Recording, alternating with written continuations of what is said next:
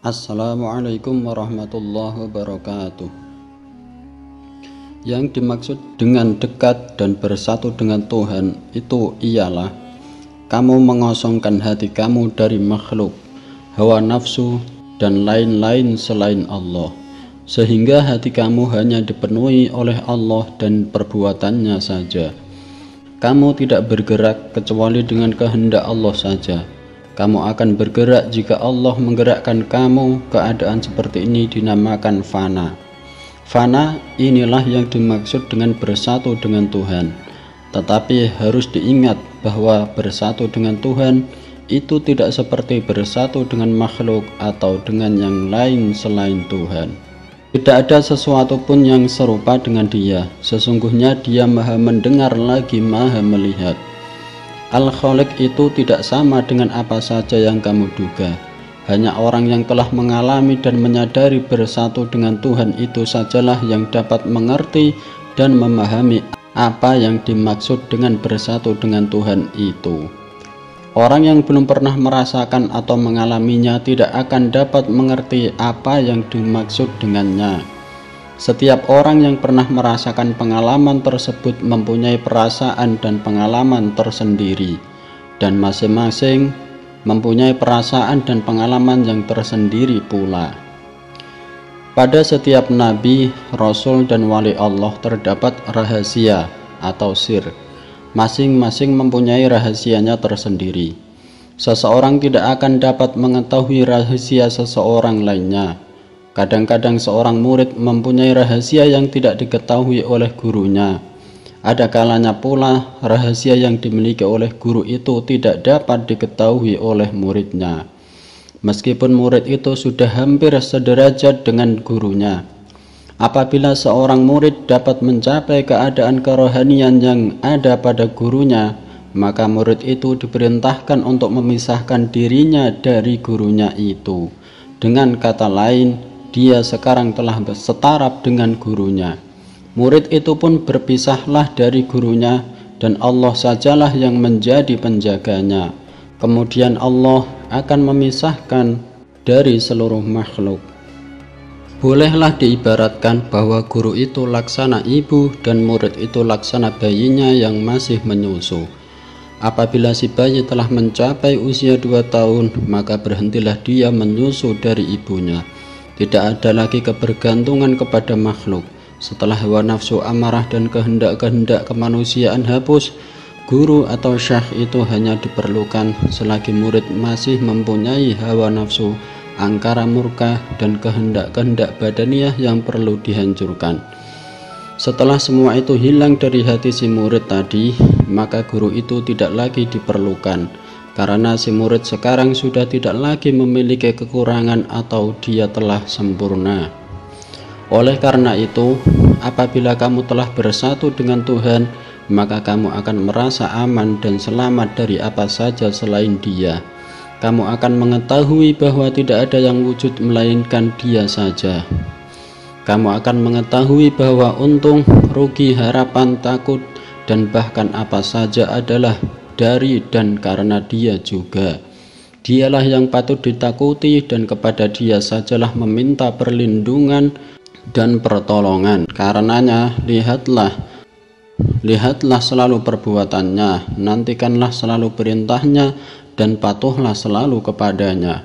Putuskanlah hubunganmu dengan apa saja yang bersangkutan dengan dunia ini dan juga dengan akhirat. Janganlah kamu melekatkan hatimu kepada apa saja selain Allah.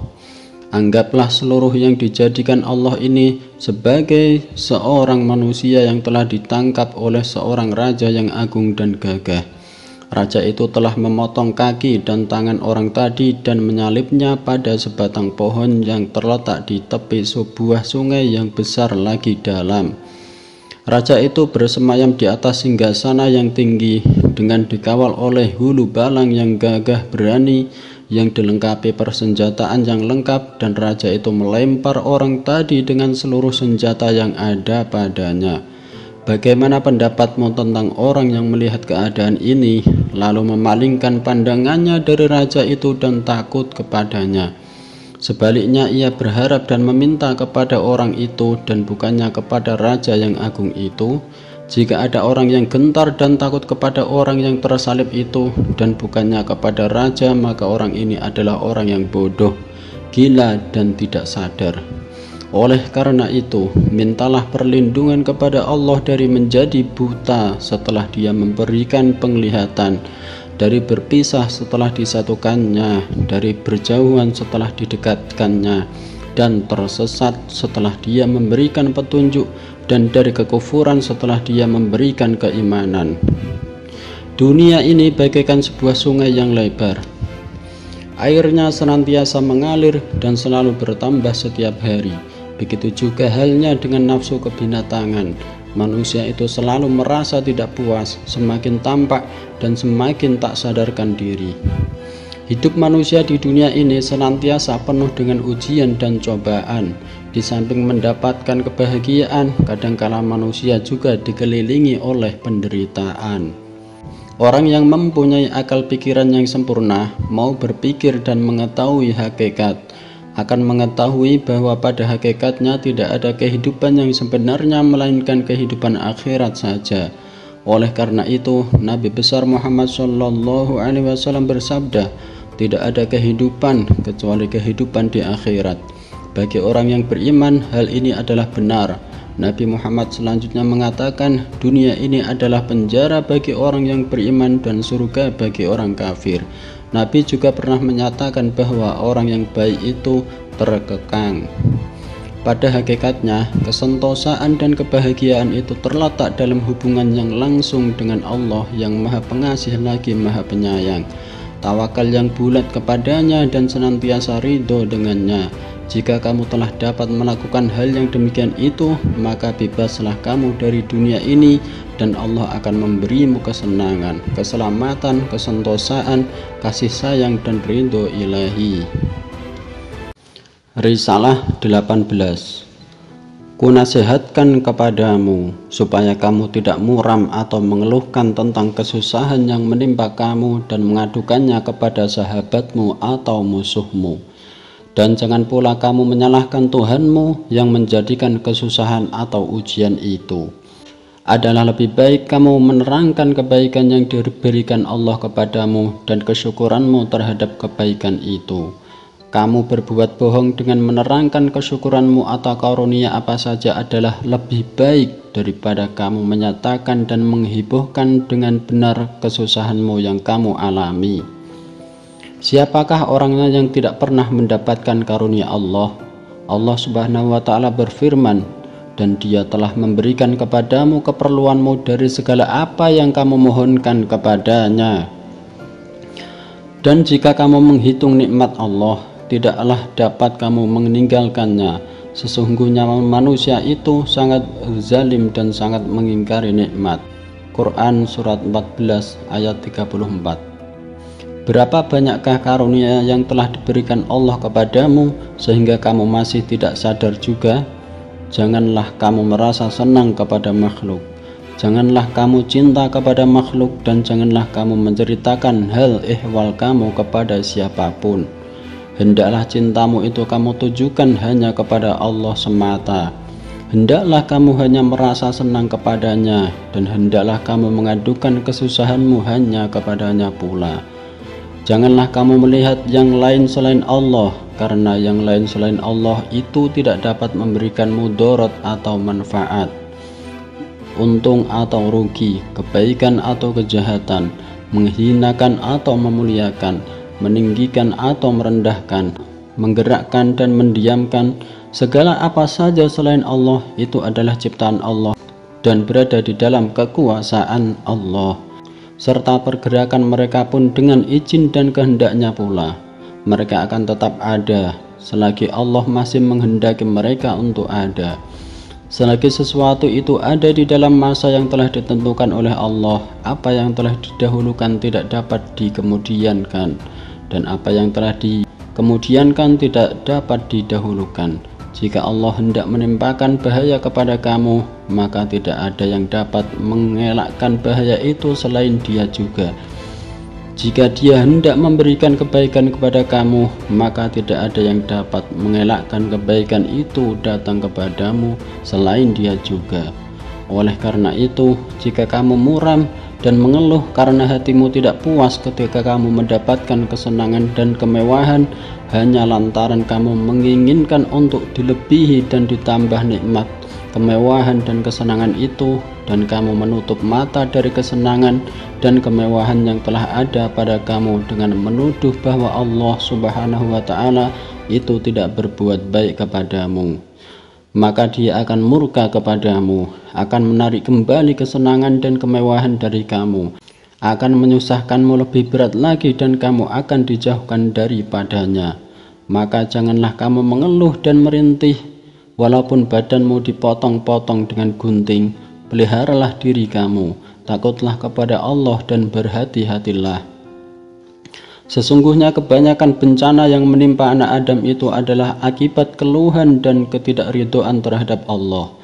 Patutkah seorang hamba Allah untuk mengeluh, muram dan tidak berpuas hati, padahal Allah itu Maha Pengasih, Maha Penyayang, Maha Adil, Maha Tahu dan Maha Bijaksana. Nabi Muhammad pernah bersabda, kasih Allah kepada hambanya adalah melebihi kasih ibu kepada anaknya. Wahai manusia, tunjukkanlah sopan santunmu yang baik, bersabarlah di dalam menghadapi kesusahan, walaupun kamu merasa lesu letih untuk bersabar itu. Bersabarlah di samping kamu bertawakal dan berserah diri kepada Allah, ridholah dengan Dia. Jika kamu masih mendapatkan dirimu masih ada, maka hapuskanlah keadaan kamu itu. Jika kamu sudah tidak ada, maka berada di manakah kamu? Pernahkah kamu mendengar firman Tuhan, diwajibkan atas kamu berperang, padahal berperang itu adalah sesuatu yang kamu benci. Boleh jadi kamu membenci sesuatu, padahal ia amat baik bagimu. Dan boleh jadi pula kamu menyukai sesuatu, padahal ia amat buruk bagimu. Allah mengetahui sedang kamu tidak mengetahui. Quran Surat Al-Baqarah ayat 216. Pengetahuan tentang hakikat sesuatu telah jauh dari kamu, dan kamu telah tertutup dari hakikat itu. Oleh karena itu, janganlah kamu menunjukkan ketidaksopananmu jika kamu menyukai atau tidak menyukai sesuatu. Jika kamu berada dalam peringkat pertama, yaitu peringkat orang-orang yang soleh, maka patuhlah kepada syariat dalam semua perkara yang terjadi kepada kamu.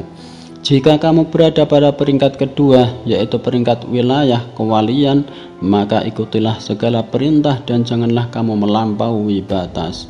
Pada peringkat terakhir, hendaklah kamu ridho dengan ketentuan Allah.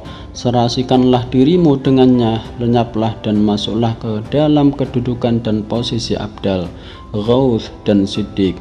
Janganlah kamu mencoba menentang takdir, hadapkanlah selalu diri dan kehendak kamu kepada Allah, dan janganlah kamu mengeluh dan tidak berpuas hati. Apabila kamu telah berbuat demikian dan takdirmu adalah baik, maka Allah akan menambah lagi kebaikan untuk kamu, kehidupan yang sentosa dan kebahagiaan. Jika takdir untuk kamu itu tidak baik, maka Allah akan melindungi kamu dari perkara-perkara yang tidak baik itu melalui kepatuhan kamu kepadanya, dan Dia akan menghindarkan kamu dari kesalahan hingga berakhir masanya. Inilah nasihat untukmu. Ketahuilah bahwa di dalam diri manusia itu terdapat bermacam-macam kesalahan, dosa, dan noda yang semua itu akan menjauhkan manusia dari Allah, kecuali jika manusia itu dibersihkan dari segala dosa dan noda itu. Tidak ada seorang pun yang dapat dekat dengan Allah kecuali jika orang itu telah bersih dari kotoran takabur dan dosa. Sebagaimana halnya orang itu tidak dapat duduk dekat raja jika orang itu berbau busuk dan berbadan kotor. Oleh karena itu, bencana itu adalah pembersih dan penukar untuk mendapatkan yang baik. Nabi pernah bersabda, demam sehari itu akan menyapu bersih dosa setahun. Wallahu a'lam bishawab. Wassalamualaikum warahmatullahi wabarakatuh.